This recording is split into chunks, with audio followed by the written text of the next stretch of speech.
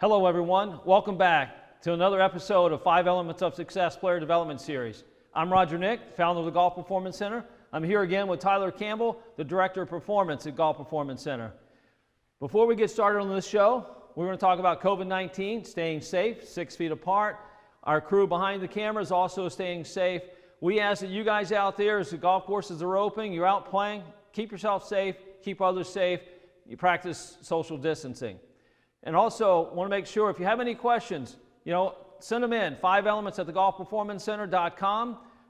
Please ask any questions of any show. We're happy to answer those. Excellent. So Tyler. A little recap of last week, guys. If you missed the episode, it's available on the juniorgolfhub.com/5elements. We covered 3 main topics. The first one being our 5 elements of success: the desire to improve, physical performance and nutrition, golf coaching, the mental approach, and equipment.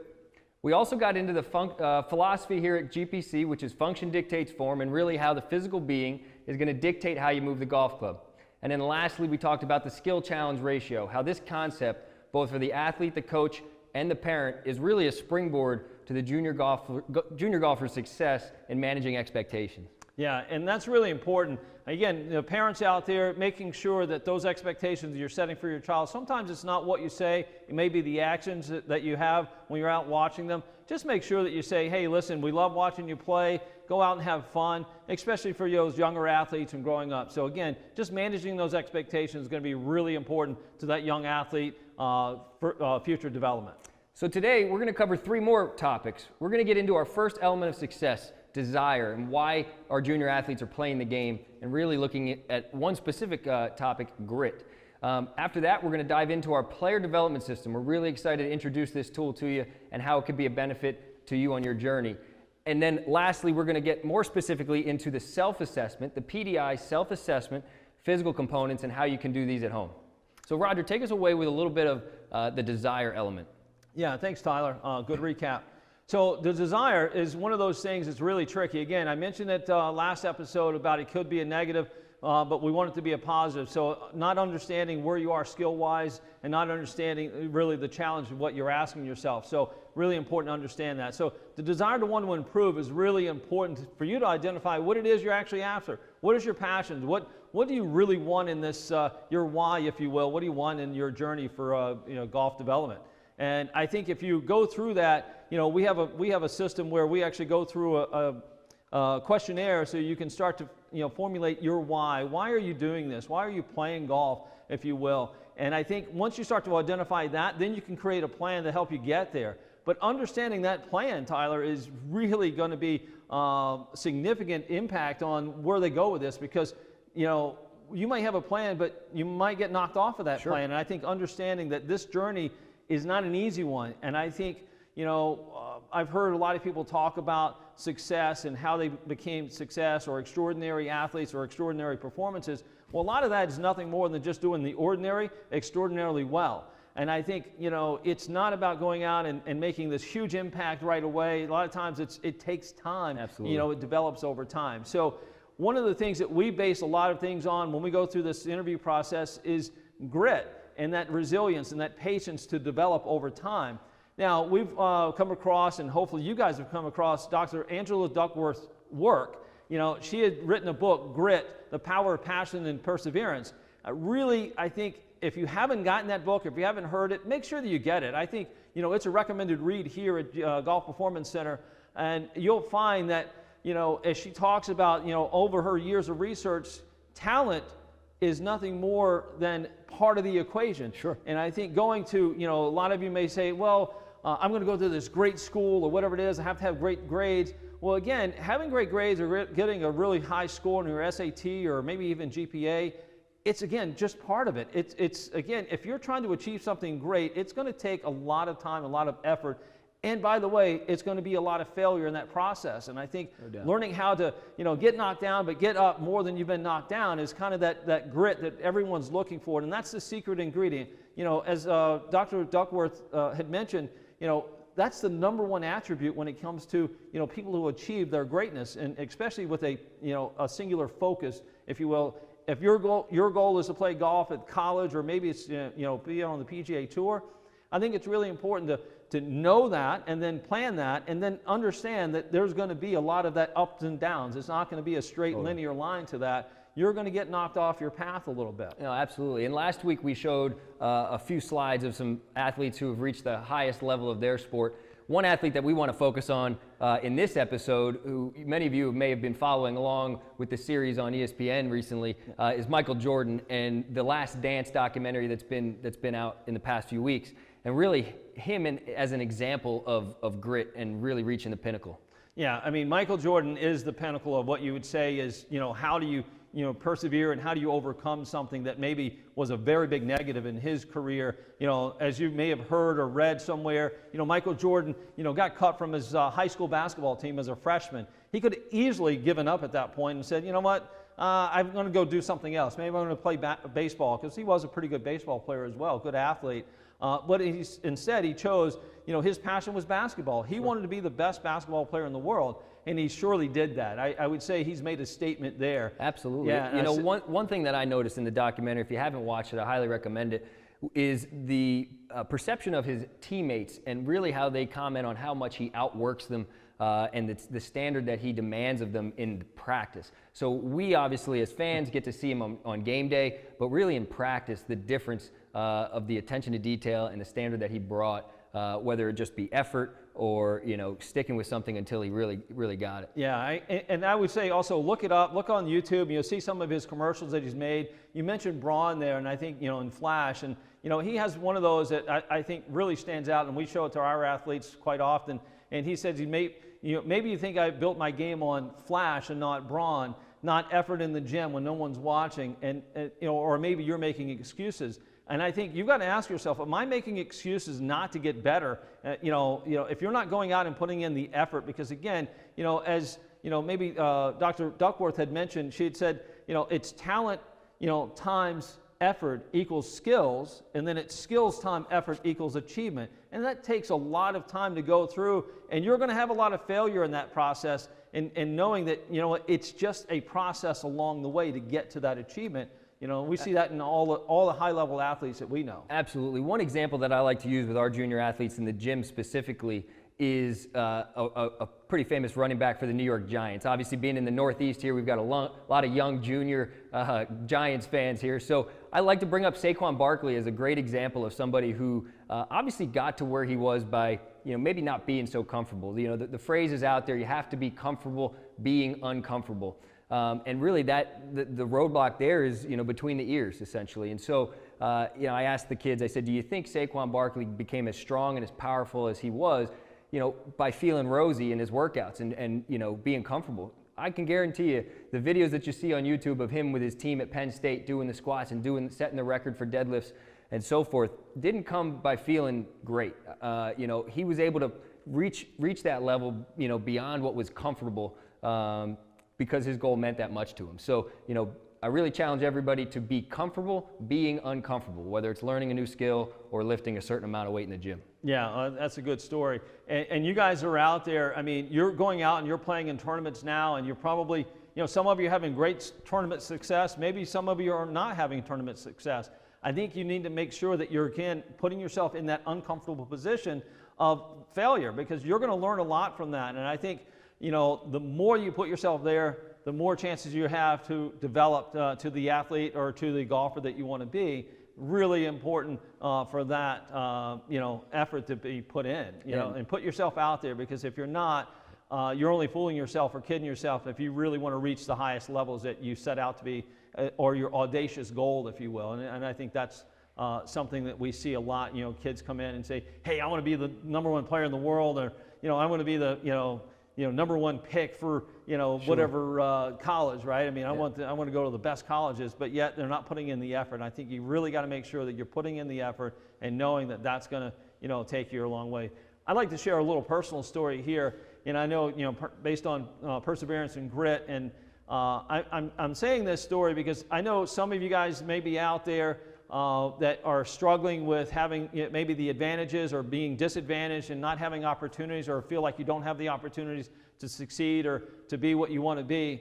I'm here to tell you that it continues to build on what you want and your passion and your perseverance of, your life. And I would say, I grew up as a disadvantaged, youth, and my brothers and I used to play football in our backyard with a milk carton, right? Because we couldn't afford a football. And, but sure enough, over time, I got better skilled. I got better at, getting up after being knocked down with my older brother and his friends. Yeah. And, as a junior, in high school, I was fortunate enough to have a good coach who came over, really a mentor for me, gave me a football, and because I really wanted to play, NFL football. That was my, love.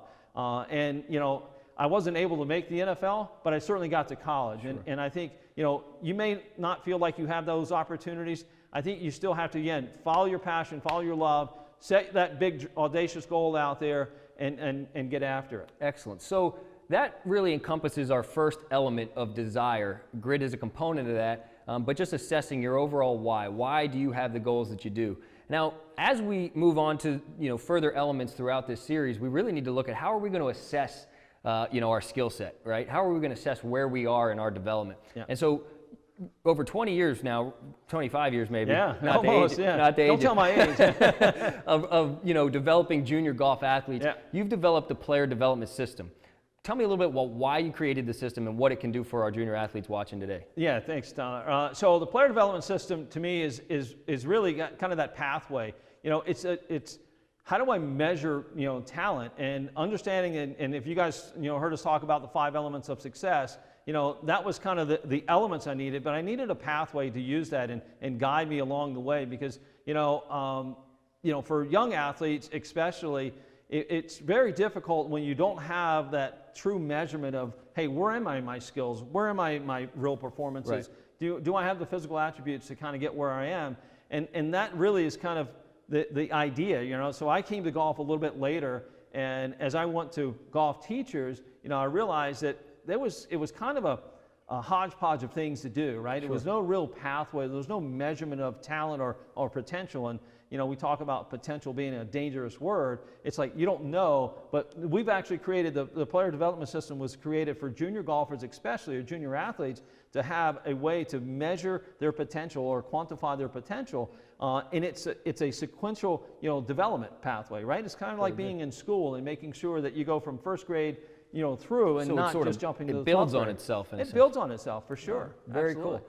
So essentially, just to recap that quickly, we've got 3 components that make up the player development system as a whole. You've got a golf skill set that we're going to assess. Right. You've got to look at your physical proficiency and ability to move well. Mm-hmm. And then we want to take into consideration our tournament performance. Mm-hmm. So those 3 components then come up with a score or a number to tell me where I am? Right. So what that does, it comes up with what we call our player development index. Again, a lot of you out there probably have a scoring average, and you may even have a ranking, so that you kind of look at that as kind of your development, and that's all you know about your development. And I would say that, it's somewhat of a misnomer that, hey, some kids who shoot maybe 80, maybe even 90, as a sophomore in high school, saying, well, I don't have a chance to play college golf. Well, right. We know because of our system that we created allows us to say, stick with this process. You'll have that, you'll continue to develop along that pathway and have a better, maybe better success there. Absolutely. And I know a lot of college coaches these days are looking for that complete athlete, right. So if you're maybe early developer on the golf side where your scoring average is, already in a pretty good spot at age 14, 15, but you haven't developed physically as an athlete, that foundation is going to show up later in development, ultimately when you're going to be playing for that college coach. So the player development system will show that. Essentially, if you've got the golf skills but don't have the physical component to support that, it's going to show up in your index for sure. Absolutely. It's one of the things that we talk about, it's always evolving, right? So we're always evolving as players, always evolving as people. And if you only have, a set mindset of kind of going, okay, I've got to fix this, it doesn't do you any good to kind of go, I'm just trying to fix something. I'm trying to develop, into what I want to be. Right. And I think that's where this player development system really shines for you. It's a guide, it's a pathway to measure where you are. And I think, if you're not doing that, if you don't have a system in place, highly recommend, what we're going to be talking about, what Tyler's going to be starting with our Pdi Self-Assessment, to get, kind of get you on that pathway, if you will. Right. So to lay it out for you guys, just so you have a clear picture, there are three progressions to the player development system. The very first one is the Pdi Self-Assessment. This is what we're going to get into, the physical component later, as Roger just mentioned. And you can do at home with a parent or a friend, and it doesn't take a whole lot of time. The second level of the player development system is going to be what we call the Pdi Coach Guided Assessment. This is then going to basically be done with a PGA professional who's gone through our PDI certification, who will verify the test and really give it a little bit more credibility. And then lastly, our full PDI assessment. That's going to be a standalone event, take place at multiple locations throughout the country throughout the year. And those dates and times, check back to the Junior Golf Hub for more information as those come out. But those are really way more in depth and going to give you the clearest picture of where you are in your development. Yeah, no doubt about it. I mean, one of the things that you want to make sure is that you know where you're starting from so you can get to where you want to be. And I think that's what a lot of people don't recognize, is that they don't really know where they are. And this is a way for us to be able to do what we're doing here. Sure. and scaling it out or putting it out there for some of you athletes who are looking for that opportunity to know kind of where you're starting from. I love it. So to access the PDI Self-Assessment, yeah, it's going to be on the juniorgolfhub.com. All you have to do is log in, and it'll be very clearly displayed there for you to start. What do you say we get started, or do you want to get? Well, let's talk a little bit about this. I mean, yep. So you have an athlete, but you're going to go there and you're going to have a profile. So you're going to actually go through the questionnaire to find your why, and then you will do the grit scale test. So if they can do, I would ask that you go do the test, find out where you are. Do you have that grit to what it takes to actually get to that next level? Now, with that being said, it's not a pass-fail in the sense that it's not a dead-end road, right? So you don't really go and, hey, I don't have the grit, so I can't do it. No, it's always evolving. Again, you can develop grit over time, so it's not something that you either have it or it's not finite, if you will. Sure. It's infinite. You can develop that over time. So make sure that you do that. I think it would be a really good way to start with this. And then, as you said, we go and do the physical self-assessment. Yeah, we get into the self-assessment. Very good. All right, so as we go through the physical component of the self-assessment here, there's four main components or four main screens, tests, whatever you want to call them, that we're going to go through. The first one is an overhead deep squat. The second is an active straight leg raise test. Then we're going to look at a single leg hip bridge. All right, and lastly, a broad jump. All right. Now we've got a guest, Alex, here, who's going to be demonstrating these for us as well. But let's just cover the purpose of each and kind of the progression. So the overhead deep squat essentially is going to look at our mobility and stability of each joint. All right. Yeah. The active straight leg raise is going to assess kind of our pelvic control and movement. Right. Our single leg hip bridge will look at our ability to activate the glutes and lower body strength. And then lastly, we've got our broad jump, which is our test to demonstrate the ability to transfer energy, sequence properly, and exhibit power in a golf swing. So let's go ahead and get started. Yeah, absolutely. Alex, you want to come on in? Okay. And as we're getting set up here, again, some of you may not understand how the physical attributes, contribute to the golf side of things. It's really important, again, not only from understanding the power production, but mobility, or as we call function dictates form, but it's also really important that you're thinking about injury, and reducing the risk of injury, because I know that, again, over time, you're putting a lot of effort into, playing or practicing golf, so physically you need to be able to do that. And the better your body function, the better the neurological system's functioning, the cognitive system's functioning, it's going to be better for you. So, Alex, let me step out of the way here for you. Great. So, Alex, the first test that we're going to go through is the overhead deep squat. All right. What I'm going to have you do is start by standing with your feet shoulder width apart. Your toes are essentially right underneath your armpits. I'm going to have you place the bar directly on top of your head. Your elbows should be about 90 degrees here. All right. Now, each of these tests is going to be graded with a green, yellow, and red grading system. All right. I'm going to give you a little bit of a preface into what those ranges are here today, but if we're going through it a little too quickly, they'll be clearly laid out in the self-assessment for you to see. Now, with that bar on top of your head, I'm going to have you extend it straight up overhead. All right. Keeping your eyes forward, I want you to descend into a deep overhead squat as low as you can go. All right. Now, as I mentioned earlier, this test, go ahead and raise back up. Just do maybe one more. This test is going to assess mobility and stability throughout the body. All right, so we look at ankle, knee, hip, spinal extension, upper body, shoulder mobility. And essentially, if we're limited in this test, Roger, how's it going to affect us in the golf swing?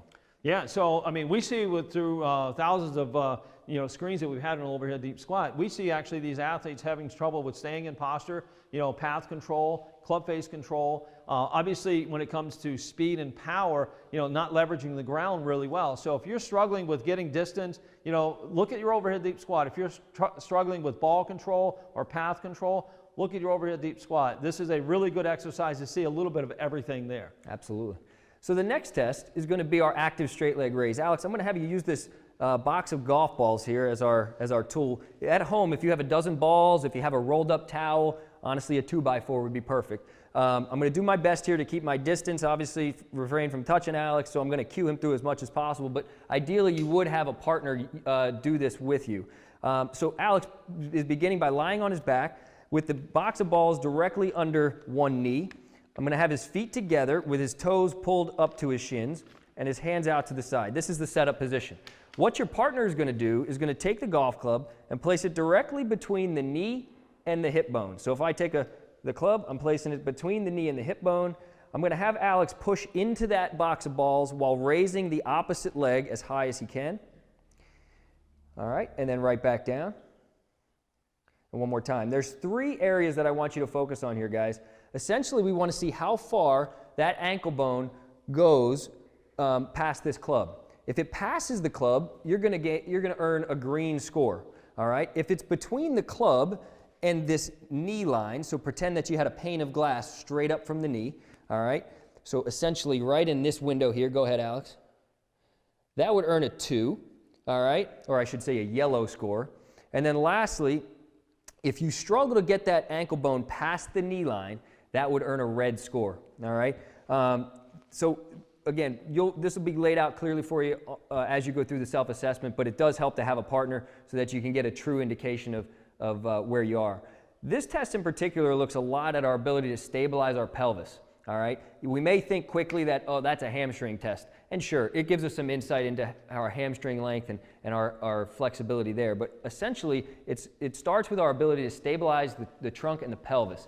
And we know that the pelvis is a huge middleman or liaison for transfer of energy through our bodies in the golf swing. Roger, what would you say if someone was limited at this test? What do you think that would show up in the golf swing? Well, again, right away, knowing that he doesn't have good pelvis control, if he's lacking that or she's lacking that, we know that that's going to be, again, getting in good posture. Starting in static posture helps us get to better, dynamic posture. Also, again, because the pelvis is the central focus here of upper body or between the upper body and lower body, if we're struggling with that, we're probably going to see, again, lack of stability into the ground, lack of, posture, lack of path control, lack of club face control. So there's a lot of issues here if this one becomes limited. Yeah. All right, so let's move on to the third test. The third is going to be a single leg hip bridge test. So Alex, I'm going to have you stay on the ground right there, but pull your heels in under your knees with your feet together. I'm going to have you cross your arms over your chest.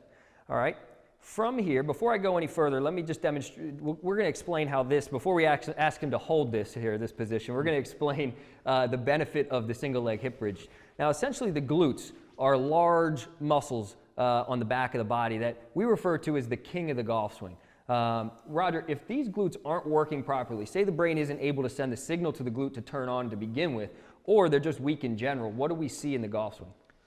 Well, I mean, number one, we're going to see instability, right? We might see, Sure. Kind of a sway and a slide in the golf swing, which, can also hamper our ability to turn because we don't have an anchor there. Famously, this was kind of made famous by, what was it, Tiger Woods? Tiger Woods. Torrey Pines one year when he said he couldn't get his glutes to activate, right? So This is a good way for us to understand, are your glutes activating? Because we know they're activating, again, being the kings of the golf swing. It gives us a better chance, again, staying in posture, developing power, developing that stability to rotate around and creating, rotational velocities. Awesome. So to execute this test, guys, again, we've got Alex in the setup position. He probably wants to stay there all day, but we're going to have him do something a little more strenuous here in just a sec. All right. We'll go ahead and elevate your hips straight up. All right. And then I'm going to have you bring one knee to your chest. So go ahead and bring that left knee to your chest and hold that position. All right. This test is executed for time. All right. So essentially we want the goal time for each leg without breaking technique would be 2 minutes per leg. If you're able to achieve a total of 4 minutes between both legs, you would earn a green score. If you're between 3 minutes and 59 seconds and 2 minutes and 1 second, again, this is a total time for both legs, that'll be scored yellow. And then if you're below 2 minutes, combined time with both legs, essentially that's going to tell us that you need to work on those glutes, and that would earn a red score. All right. Tyler, is it typical for a young athlete, for example, I mean, to struggle with any of these exercises? I mean, kind of through adolescence? I really think you're going to be surprised at the difficulty of some of these. They may seem very simple, from a glance, but as you try some of these and really grade yourself difficultly, you're going to notice some compensations happening. As the body changes, you're going to notice you're going to be really good at the active straight leg raise. At one point you come back 6 months later and that active straight leg raise is going to feel completely different. And that's because you might be going through a growth spurt and all of a sudden those hamstrings are pulled nice and tight. So, please, it's important to test on a regular basis, and it's important to grade yourself honestly as you go through the self-assessment. So don't skip over the little things. No, absolutely not. Right? Yep. So this may seem like a little thing, but Michael Jordan did not skip over the little things, I promise you. Yeah, that's right. So let's finish with our last test here. This is going to be our broad jump test. Now, this test is going to look at our ability to generate power, all right? Essentially, golf swing is a very ballistic, very powerful motion. We need to be able to fire those muscles quickly. So Alex, what I'm going to have you do, guys at home, all you need is a tape measure, all right? Go ahead and just start with your toe on the 0 line, jump out and stick your landing, hold it as far or as long as you can. All right, so we've got Alex measured here. Alex just jumped about 6 feet, 6 inches, all right? Essentially, green would be scored at 6'8" and above. 6'7" to 5'1" is going to be your yellow, and below 5 feet will be red. All right, now if you're a younger athlete and you can't quite jump that far yet, that's okay. The test is staying the same no matter where you are in your development because it's supposed to give us feedback as to what our ultimate goal is going to be. And also just where you are in your pathway of development. No, so absolutely. Again, we know that not everyone's going to reach the optimal level of green. We know that. I mean, it just depends on your background and what you've been exposed to. So this is a good way to just kind of start that. So if they're limited in their broad jump, say they're not able to jump very far, how are we going to see that in the golf swing? What's that going to look like? Well, I'm going to go back to saying if you're finding out that you have less power or not hitting the ball as far as you'd like or would like to, it's the number one indicator, right? This is a big, indicator there. The other part of that is just making sure that you can sequence well. So, again, the golf swing is from the ground up, and if you're not really, getting that, forces into the ground, it's going to be very difficult for you actually to do that. So, excellent. So that's and again, you've mentioned that it's a ballistic, endeavor, swinging a golf club. One of the things that we've heard and we've seen really is as we're measuring speed and power is that, every full swing that you take, in the golf swing, you're using 100% of your body at 80% of its maximal capacity. That's a pretty large workload. Oh, absolutely. And you're doing that how many times, from practice to, in the golf, in a golf tournament. So this is not an endurance sport, if you will. This is an explosive power sport. No doubt. And now you might be saying, well, let me go out and work on being explosive and being powerful. There's a progression at which you should work on improving yourself physically. And we'll get into this, I'm sure, in later episodes. Yeah. But essentially, we talk about mobility and stability first, then building strength on top of good function and good joint movement, and then building power. If we were to just jump in and try to build strength and power on top of poor movement, it's going to set us up for injury quicker than you know it. So very important that exercises like our active straight leg raise and our hip bridge are mastered, an absolute no-brainer before you start to get into exercises that are going to help you broad jump. Yeah, no doubt about it. I think again, we tend to, see a lot of young athletes and parents maybe, skipping over some of these little things. Again, the little things matter a lot of times the most. Again, simple is hard. You want to make sure that you're working through these little things and grading yourself really tough because it's not, it doesn't do you any good as a young athlete if you're just kind of saying, well, I did okay. Because okay isn't good enough based on your audacious goal. If your audacious goal is to play, on the PGA Tour or the LPGA Tour or even, top-level golf, I mean, you're still talking about 1%, the top 1% golfers out there. Now, we look at the PDI. Yeah. So essentially an athlete goes through the player development system, the full PDI assessment, and they're going to get that score. Yeah. Players at the highest level are going to get scores of what range? So we see a lot of our players who are gone on to play on the Korn Ferry Tour or the PGA Tour and other levels. I mean, they're getting 92 or above. right? So that's obviously measuring their skills, understanding their golf performances and their scoring, and also the physical side. So they're doing 92 or above. So if I'm a junior golfer and I'm aspiring to play college golf, what should my goal be if I go through one of these PDI events? What should the goal be? Well, I'm going to answer that kind of two different ways. Two ways. Your goal is to be your best every single day. So push yourself to that limit, whatever that is. So it's not a should, thing for us. It's always about, just developing to be your best, because at the end of the day, you're trying to master something. You're not just trying to get good at something. You're trying to master it. Absolutely. So I think you want to make sure that, if you're looking at a player development index score, we know that range above 70 for girls, for example, you start getting opportunities. You're starting to see college coaches notice you and recognize that, boy, you've got some talent. In the boys, it's above 72. So above 72, you start to see some opportunities there. But, the higher that player development index score is, the better opportunities. But I'm going to say one more thing. Sure. So based on that, it's great that you have, again, the talent here. It's also very, very important that you have good grades, because those are going to open more doors for you than just your golf score or your golf ranking. It's really important that you understand that too. Now, lastly, I'm sure we've got junior golf athletes who are maybe a little younger, 8, 9, 10, 11 years old. My PDI score probably isn't going to be 60, 70 yet, right? Maybe 20, maybe 30. And that's okay. It's okay. I mean, again, you're just trying to find out where you are. It's just a quantifiable measure of saying, hey, I have potential. Because again, talent isn't born. We're not born with talent. Now, you can take two athletes that have maybe equal geo makeup, right? Mm-hmm. But at the same time, putting them in different pathways, putting them in a developmental system, you're going to see differences in that athlete. If a kid goes out, if you're going out and you're putting out the best effort, you're going to see a difference in that kid who's not putting in the effort, right? Sure. So, and there's going to be that balance of getting out there and putting yourself, again, in that challenging position. So I'm picturing this PDI number as a sense of a timeline, whereas if I'm starting the game of golf, my PDI might not be as high as it might be as if I'm, have years of working on my body and working on my golf skill set as I go along. And so it sounds like I should be taking this test a few times. You should be taking this test as often as you like. Again, we recommend for us, for our full, PDI full assessment, we do that 4 times a year. We would say from the self-guided assessment, PDI self-guided assessment there, take it as often as you like. Again,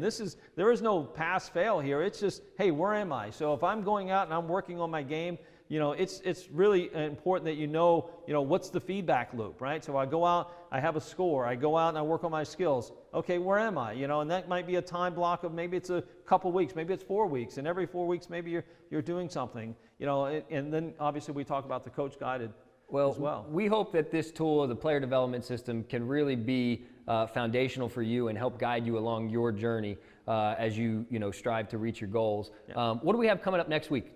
So next week, we're going to have Dennis Hillman, our Director of Coaching here at Golf Performance Center. He's going to be talking about the skill assessment, of the self-assessment here. And he's also going to be talking about the coach versus teaching and how important and what the differences there, of those are. Guys, you don't want to miss the next episode. Yeah. Do we have a few questions for today? Any questions come through? Yeah, guys, we have a few questions from the audience here. The first, have you seen a correlation between the growth of the player development index and the level of grit and desire an athlete possesses? I think you take that. You got it. That's a good question. I would say, the thing that we see most is that a player who has talent, exhibit efforts, who develops skill, will find that they have more, or they start to fall in love more with what they're doing. So again, part of that is that success breeds success. So if we see the PDI go up, we know that that player is probably having more achievement and having more success. So they actually are going to, find that their grit's going to go up and they're going to be more resilient to some of those setbacks they have. Great. Next question. What would you say to a player that has the idea they want to play golf at a high level but continues to show a low grit score? Keep at it. I would say, if you're looking at this, again, this is, grit isn't something that you say it's not finite. You don't just have it or don't have it. It can be developed. So, put yourself out there. Keep, working hard. Put the effort in. Again, I'll go back. I'll say, talent, times, effort equals skills. Skills time, effort equals achievement. So keep at it. There's a lot of research, again, by Angela Duckworth has presented that it can actually improve over time. And I would just second that by saying, by putting yourself in uncomfortable situations, your body's going to be resilient. You're going to learn from those uncomfortable situations. Whether you're successful at them or whether you fail at them, it's an experience, and you're going to take something away from it and essentially become more gritty. Yeah. Lastly, how can I access the player development grit score test? You can access the player development grit score test on the juniorgolfhub.com. If you go on, it should be just log in. Log into the Junior Golf Hub. There should be a nice square visibly there for you guys to take that test. Yeah. Any other questions?